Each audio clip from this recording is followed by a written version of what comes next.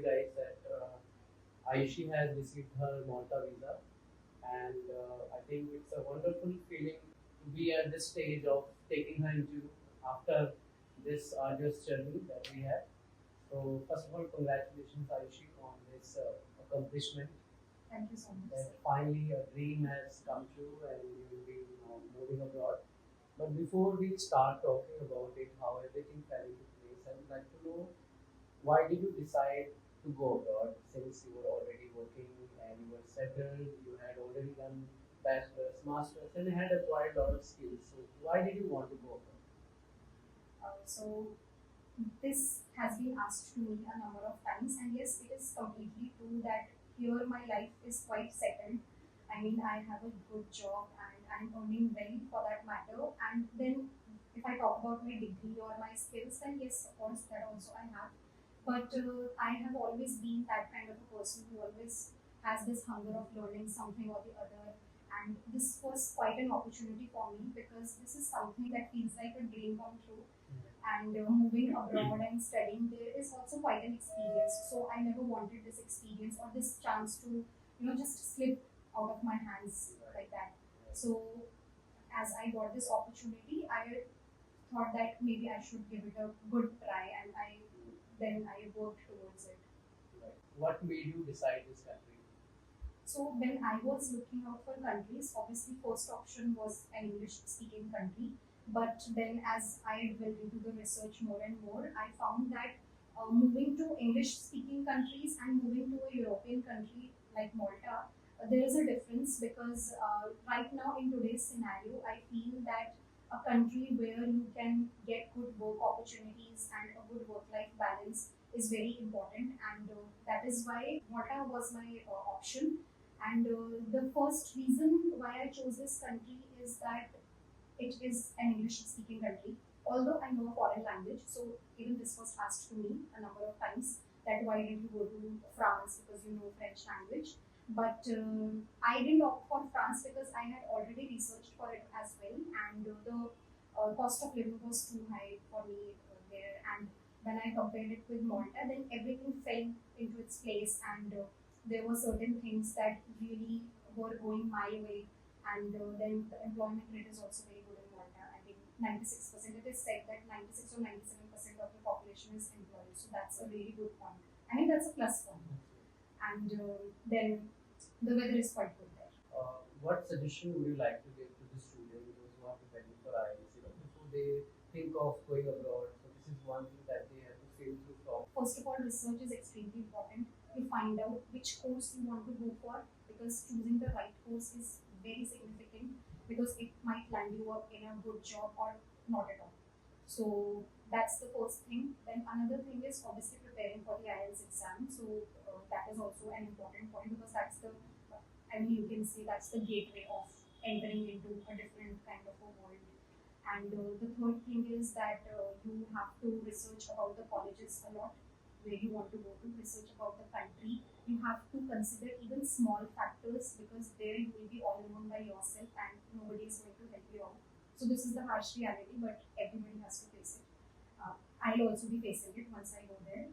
So these are some of the things that students really need to take care of.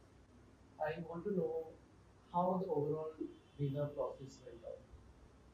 So overall, the visa process was fine. I mean, there are certain problems that everybody faces. Everybody has a different journey, and everybody has different problems. But I mean, I would say that the college also really helped me, and you also guided us really very well because guidance was the key factor, one of the key factors that was really very helpful. And then the visa process itself can be sometimes frustrating, I would say, and sometimes you might feel that things are not going your way. But that's the time when believe you have to believe in yourself that you will be able to crack it. And yes, do prepare for the interviews because sometimes you might have an interview. I got an interview which went quite well. It was for around 8 to 9 minutes. It was not at all even for around 10 minutes. So it was good for me. Fine, you got your visa, like everything is now sorted, flight, accommodation, everything is good now. What are you really excited about? So I mean, I am excited about how people are going to treat me there. I mean, am I going to face any sort of racism or not? But I'm already prepared for it. I've made up my mind. And the other thing is my course, because this course is quite an interesting course. It is MBA in project management, and I know that I am going to learn a number of things. Although there are certain things that I'm familiar with already because I had done a bachelor's in commerce and then master's in commerce. But yes, this is something that I'm quite excited about. What will you miss the most about Hello Institute and India? Hello Institute, I definitely miss my colleagues because I have had a very good relationship with my colleagues. Obviously, you, because you've been my mentor and at times my teacher as well, because when I started IELTS I was a trainee here first, and I have got to learn a number of things from this place. It is also very hard for me also because this is the first organization where I worked for so long, because earlier I was like, it was like I worked somewhere but I left the place. Then I moved on to other place. So this was the place where I worked for a very long time. I got a very good exposure working here and yes, my colleagues definitely. About India? About India, definitely my family.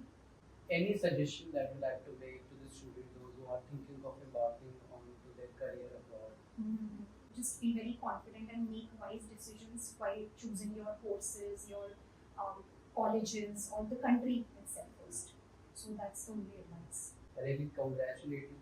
Thank you so And much. once you had made up your mind that you want to go abroad and you want to work in this direction, so I think the whole energy, whether it was mine, your, or everybody involved in the process, flew in one direction. So I think that was one thing, everybody was trying to get the things done. And also for me, this process somewhere went smooth because you were already there to guide me. I mean, right from writing the SOP, the cover letter for my visa process or for the admission, you had already spoken to me about it, and you had already told me a number of things that I could do. So you were also quite confident that I would be able to make it. So that really added on to my faith in the entire process. And yes, it's really very true when people say trust the process. Trust Just the- literally trust the and process. trust the time as well. Like Trust. when something It can happens be- at the right yes, time. It depends on, in everybody's situation, it is different. All right. I think we'll put an end to this. We'll wrap